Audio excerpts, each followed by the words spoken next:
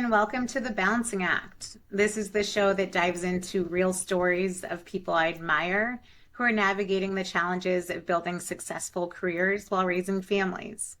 I'm your host, Sarah Sheridan, Director of Sales and Executive Recruiting at HireWell, and mom to three little ones. For today's episode, I'm excited to welcome our guest, Mike Sharifi. Mike is an operating principal in the private equity space and dad to two little ones. Mike, welcome. Hey, Sarah, it's great to be here. Yeah, we're excited to have you. You're actually our very first dad on the show, so thank you. Well, I'm proud, but also a little bit of pressure for the working dads out there. Yeah, you're repping. Well, awesome. Let's kick things off. Mike, if you can just share a little bit more about your career journey and kind of how you got to become an operating principal, that would be great. Yeah, of course. Well, Chicagoan through and through, born and raised and never left. Went to undergrad at Northwestern, always thought I was going to go to law school. My senior year, I was taking the LSAT, applying to law schools. Political science major was just what was going to be the next step. And then it was the trough of the 2008 recession. And I read an article in the Wall Street Journal about how it was the worst time in American history to be a lawyer. So it's like, oh crap, find something else to do to make money. And yeah, I got connected with you and the team over at Prestige and didn't know a thing about recruiting or technology, but with you, Eric, Derek, and others, started my career in recruitment. And after a few great years partnering with you and the team, worked at a few startups, did business school at the University of Chicago part-time, and quite frankly fell into private equity. My mentor at Booth was an operating partner at the firm I was at previously, Vista Equity Partners. And as I was going through the journey of figuring out what do I want to do with my MBA, he kind of tapped me on the shoulder and said, hey, if you're really passionate about HR and talent, but want to go to business school to solve, bigger challenges, get into consulting or whatever that might look like, come learn about what we're doing over here at Vista. We're growing and we think your skill set could be great for, what we're doing in terms of our talent and executive program. So I had this preconceived notion of what private equity was. Granted, I was working at a startup wearing a hoodie to work every day. So the idea of going into a stodgy environment wearing a three-piece suit didn't necessarily appeal to me. But, I understood what private equity did, and especially on the operating side, how you partner with companies to add value. It got me really excited and, had the chance there to build out several executive programs, improve the capability that we had around leadership development across the portfolio. And yeah, really excited to be here at Winchurch Capital as an operating principal, taking many of those lessons learned and applying that and building a talent roadmap for our portfolio as we continue to grow and scale. Awesome. Love it. I always love hearing how people got to where they are. It's never what you think. So awesome background. And then, Mike, you recently started in your current role, right? It's been a couple months now. I did, approaching the 2-month mark. So it's been phenomenal. We're on our sixth fund, a portfolio of around 30 companies, but just great momentum. But even more importantly, an amazing culture. Everyone has been so gracious into pulling me into opportunities, getting me connected with the senior leadership and management at our companies, and yeah, helping me along the way. So just really grateful to have a wonderful team here that's made the onboarding experience as smooth as it can be. Awesome. I love to hear that. And then in addition to a new job, you also have a newish addition to your family. So let's kind of switch gears here and tell us a little bit more about family life. I know you've got two little ones. Can we hear their names and ages? Yeah, so I've got Oliver, who's a 3.5-year-old bundle of energy. They all are. Yeah. And then we welcomed Evelyn 10 months ago. So Evelyn joined the party last April, and it's been good to have one of each. But I think two might be the ceiling of what we can handle. So you're quite the role model with three, but I think two's got us plenty busy. Yeah, three girls. I think my husband would agree. So you got one of each. That's a great spot to be in. Awesome. Well, and then tell us more about kind of what your wife does for work and what her hours and schedule look like. Yeah, yeah. So my wife, is working. She's a lawyer. So we met back in Northwestern. Part of why I was okay not going to law school was because I also knew she was going to go to law school. So Love I it. could, Yeah, I could, one I lawyer could, in the family. I know, and I could watch her go through the journey and see if law school and being a lawyer was for me. And she came Yeah. home that first day of law school, and her first textbook was this big. And I was like, yeah, I don't know if that's for me. So, but yeah, she spent a handful of years working at a mid-sized firm in Chicago. Great experience, in terms of legal research and litigation. But I also think she realized, that being a partner at a law firm wasn't for her. So she made the move in-house 5 years ago and still gets the full, intellectual stimulation of being a lawyer without Mhm. having to go into court every day, and has a little bit more of a not quite 9 to 5, but a little bit better balance than what she did at the law firm. Awesome. So, how do you guys, having both, I'd say like high pressure careers, how do you guys go about divvying responsibilities at home and divvying up the parenting while each kind of maintaining your full-time jobs? Yeah, it's a great question. It's something that evolves. Right? I know it's like day Every to day is probably different. it's a day to day, week to week. But I think the most important thing, and I know it's cliche, but it's so true, that communication is so important. I Yeah. think with us having our own respective, busy jobs that kind of ebb and flow, and you have travel and you have meetings, it just requires communication and over communication to make sure that we know who is responsible for what on a daily basis. And I think, it's really forced us to be, a bit more proper in terms of getting things on a calendar and coming up with a schedule every night of who's going to do what in terms of cleaning, in terms of getting kids ready, in terms of cooking, all the things that need to be done, but have to be properly assigned.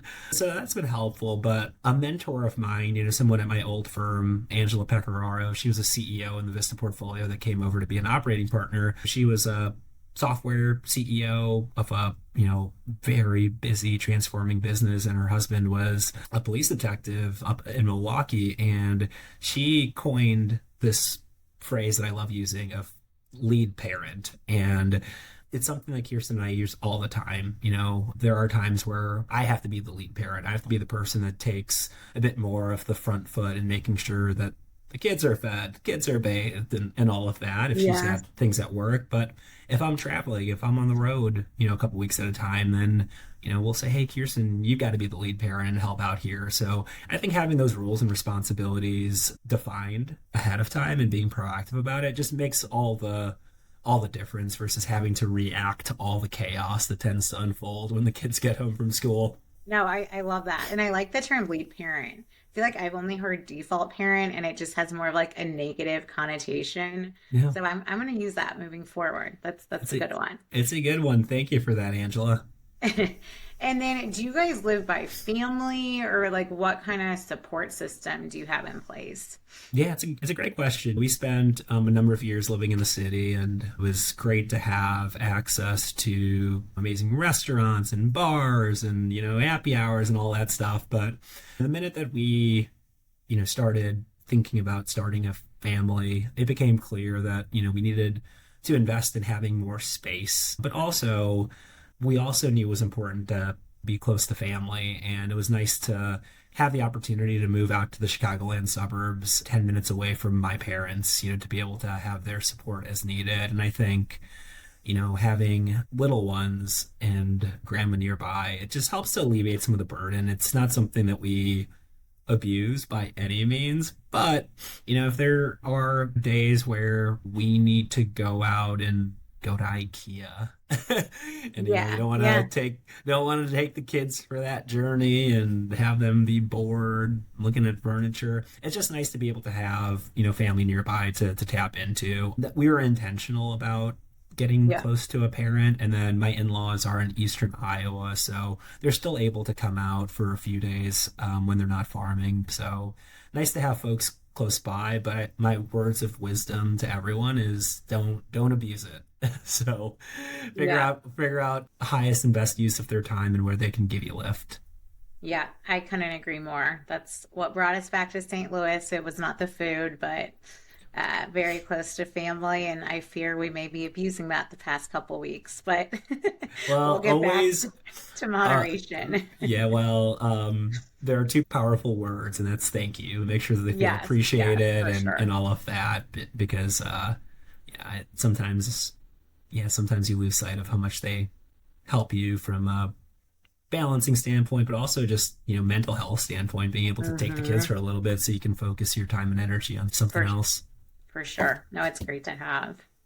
Well, kind of to switch gears, we're at an interesting time where we're really witnessing a generational shift where both parents are working and dads are really becoming heavily involved at home. Hmm. So, just curious from your perspective, like, has this shift influenced your approach to both your career and parenting? Yeah, it's a really good question, and something I'm a big believer of is that we are heavily shaped by things that happen to us in our experiences in our formative years. So when we grow up, the family, the structure, the friends, the schooling that we had around us kind of shape who you become to some degree. And I grew up with two working parents, but they had very busy jobs. My mom was a third shift nurse, so she was gone at nights, but she got her sleep during the day. That's where she had to recharge her batteries. And then my dad, owned a restaurant, so it wasn't like a glamorous lifestyle, but they were busy and they were able to support for us. But my dad was working 80 hours a week. My mom, had the demanding job at night. And I always think back, I always appreciated, that they were working hard. So such that me and my brother could have a good life, but they weren't always present. And I had to understand that, they couldn't come to sporting events. They couldn't come to all the things that, maybe I would have wanted them to. And it's helped to shape me a bit because I want to make sure that I'm able to be present in my kids' lives and as they get into activities, as they begin developing their passions. It's just important to have someone there to support them along the way. So I think, as we get our kids into activities, it's important that whether it's myself or my wife, that someone is there to support them and cheer them on along the way. And if it can't be us, it's going to be a grandparent. I think having that presence and supporting them in their journey is important, but it's also been a good reminder to me that, as much as I can be active and present in their lives as they grow up, the better off that they'll be. And it's sometimes not the easiest thing to do, but it's an important thing to do to create the time and space to be with them, invest in them, and quite frankly, just enjoy these fun years. Right, right. And with that being said, in order to be present and really find that balance, do you feel like you've had to make any changes professionally to accommodate that role as being like a very involved dad at home? Yeah, I think the thing that I've had to be really good about is just, self and time management. Yeah. There's no shortage of things that I could be doing at work or no shortage of things that I could be doing at home, but it goes to prioritization. And something I've had to be really, really diligent and deliberate about is mapping out my day. So every morning I'll get into the office, pour a cup of coffee, and map out what are the three most important things that I need to do today at work. And then similarly, I'll map out the two or three most important things that I need to do for my personal life or at home. Hmm. And I think it's important to be able to do that so you can focus your time and effort on the things that are going to drive value at work and in your personal life. Because, if you don't have that sense of what's important, you can get pulled into all sorts of different directions and, you know, put your time and energy on things that aren't necessarily going to move things forward. So I can't advocate, enough for being really focused and intentional each day about the things that you need to accomplish, but also having the courage to say, hey, these are the things that I'm not going to do because they're not going to move the needle today. And many of us that are type A, that are highly driven, we want to do everything. It's an important task to be able to say, hey, I can't do everything. And these are the things that I'm not going to do to make room for the things that I know are going to move the needle. For sure. I love that. And I even like personally, it's like getting comfortable respectfully saying no and understanding like, where your time needs to go in order to have the biggest impact at work and at home. And it's definitely like a skill. But when you have limited time, I feel like, yeah, you're kind of pressured to like evolve that Yeah. skill. Yeah, and as I look at my list for today, I mean, Oh, I'm a paper pen gal too. there you go. It's a I love it. I love it. I don't know. I'm old school. Like I'm an old school write everything down type I am too. person. Yep. Yeah, so it helps me remember things a bit more. But on my to-do list for the personal side today, 60 degrees here in Chicago. We don't get that very often in February, so I want to run outside. I know I'm going to have a successful day if I can do the things I need to at work, but also make the time to run outside and then, you know, do the dishes and Yeah. Yeah. But let's do the enjoy laundry. it But today. it's important to Love make that. sure that you catalog the things that are important that are gonna make you feel good at the end of the day. Yeah, yeah. I definitely feel that like you got to recharge however you want to do that. Exercise, rest, like go for a walk, but Hmm. recharging is essential. Yeah. And then just kind of off of that, I mean, clearly you're very intentional about your time, understanding like where it should go to have the biggest impact. Any other strategies with just how you've kind of been able to balance like what I would consider like a pretty high pressure industry. And then you're also at a season of just being very hands on with small kids. Anything like else that you and Kirsten have picked up along the way or like hacks for other dual income families out there? Yeah, I think it's important. Something that works well for Kirsten and I is that I mentioned the communication, but we Yeah. also have figured out what we're good at in Hmm. terms of balancing the workload and the things that, we maybe enjoy doing relative to others. Like a good example is like washing dishes. I don't mind it. I don't Believe it. either. Yeah, I don't My either, job. but yeah, so it's a me job. After we're Yeah. done eating, my responsibility, rinse off the dishes, put them in the dishwasher. My wife is nursing right now, so hey, cleaning and sterilizing the pumping parts, I am 100% a-okay doing it. I can throw on a podcast and it gives me something to do that I don't mind doing. And on the flip side, my wife doesn't mind doing the laundry, doesn't mind doing the drop off. So we've kind of figured out like the right balance for us because Hmm. one of the most painful things is having to do something you don't like doing every day. So if you can figure out, the balance of the workload that you can get some energy from or don't mind doing as much, you're all better Hmm. for it. And you can recalibrate as needed, but it's helped us just have that honest conversation about what we like doing, what we don't like doing, and making sure that we're covering our bases in a way that's not painful. Love it. Yeah, I feel like it's never going to be perfect, but not painful, I think is a very accurate description. Yeah. Awesome. And then, Mike, how would you say being a dad, especially to kind of little ones, has influenced how you've shown up in your role as a leader, especially in private equity? Like, how do you think that's had an impact? Yeah, it's something I think about a lot. We change and we evolve every day. And, while I'm still very type A, I tend to be very focused, very driven, very data oriented. I think having kids has helped to beef up my understanding and empathy. I used to be someone that was very laser focused, eye on the prize, very get stuff done. But having kids now, I can relate to folks that don't get a good night of sleep or, have to leave work a little bit early to go to their kids' high school sporting event. So I think that understanding and empathy of how people need to navigate their lives is something that's been really important to me and wasn't something that I understood or appreciated 8 years ago. Yeah. Yeah, I would totally agree with that. I think before kids, it's, you got more time and a lot of time you channel everything into work and then kind of social life. And once Yeah. you're kind of in the seat, you do have empathy for people who have to pop in and out. And I Yeah, think also like trust that they can get it done. Um, totally. Totally. And one other thing I'll add too is, for many of us, work tends to become our identity.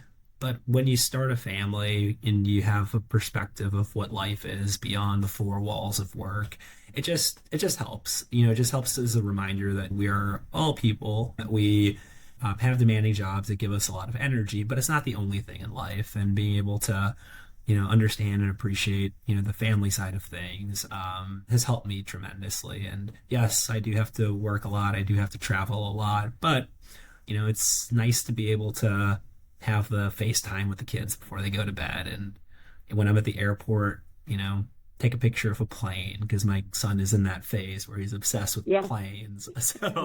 So figure Things, out those, names, and yeah, everything. yeah. So figure out those little ways to integrate life into work and work into life is important, such that we're not just focused on work, work, work all the time. For sure. And Mike, what would be like some advice you would give to other working dads who are also, trying to really excel in their career while also being deeply involved in raising their kids at home? Any thoughts there? Yeah, I think the communication with your partner or spouse is important. Hmm. It's really, really important to be aligned on who's responsible for what and who's going to do what. I think, whether you're part of a sports team, a marriage, or you run a company, misalignment is the kryptonite of success. And if you're not aligned on who's going to do what, you're going to struggle. So make sure that you over communicate to get to that Hmm. alignment with your partner on who's going to do what. And I'll say this too, you got to be okay making sacrifice, and the sacrifice is bi-directional. I know that between 5:30 and 7:15 every night, I need to be present to make sure that the kids are fed, the kids are bathed, and that they go to bed at a reasonable time. But I also know at 8 o'clock, after I eat and maybe watch a little Sports Center, I'm going to plug back in and make sure that I get the things that I need to get done at work. So there's an understanding that I don't work a 9 to 5, neither does my wife, but we make sure to carve out the time that is going to be important for the family on the weekdays, especially. Yeah, yeah. Well, Mike, I mean, it's been great. I think you've given a ton of good insights. Before I do let you go, what would you say is like one takeaway you'd like listeners to get from today's episode? Yeah, I think the lead parent concept is just so important. And it's not always going to be one person. I think we all have the reality, especially if, we're both working parents, that there Right. are just going to be times that someone's busier than the other, or someone has a lot more travel or a big work project. I think figuring that out and explicitly saying, hey, I need you to be the lead parent because I'm going to be on the road 6 of the next 7 days. I think that's important. And I think being able to figure that out on a daily, weekly, monthly, annual, sometimes basis is important because at the end of the day, there's a lot that needs to get done. It's Hmm. important to make sure that we know who's responsible for what. And in some cases, someone's going to have to lean in a bit more than others. So, yeah, I think 2 weeks ago, I was the lead parent. And it was great. It was stressful, of course, because I'm not great at cooking. So there were a lot of chicken nuggets and mac and cheese. But my wife It's had to food. demand, yeah, it's food, It nutrients. counts. But my wife needed me home earlier to be able to feed the kids and Yeah. put them down. And yes, it was always, plugging back in later at the night, later in the evening. But I created the space for my wife to do what she needed to succeed at work. And I think that's important. Awesome. I love that because you're right. It's never 50-50, and Yeah. you just gotta communicate who's doing what and, you know, survive basically. Yeah. Agree with Well, that. Mike, thank you so much for joining us as our very first working dad. We appreciate your time and thank you guys for listening. Tune in next time for more insights.